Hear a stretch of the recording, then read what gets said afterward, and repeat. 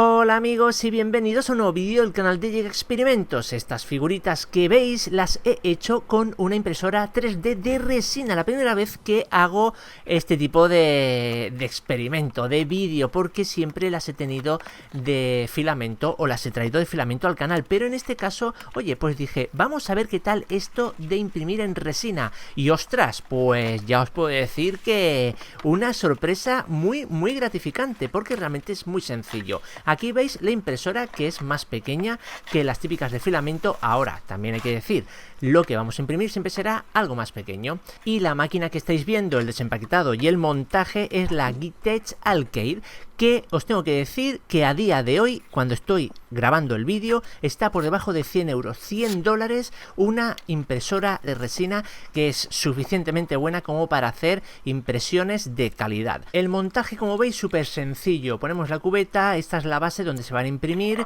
y la capucha esta amarilla tiene que estar puesta siempre que pongamos la resina, porque si no se endurecerá. Es un filtro ultravioleta que es lo que hace endurecerse a la resina. Ahora vamos a ajustar la base para que esté totalmente paralela a lo que es la pantalla donde, bueno, se generan, digamos, las capas. Bajamos hasta abajo, hemos tenido que aflojar estos 4 tornillos y apretando para que quede bien paralelo a la base. Apretamos los tornillos, ya está. Esta es la calibración que hay que hacer.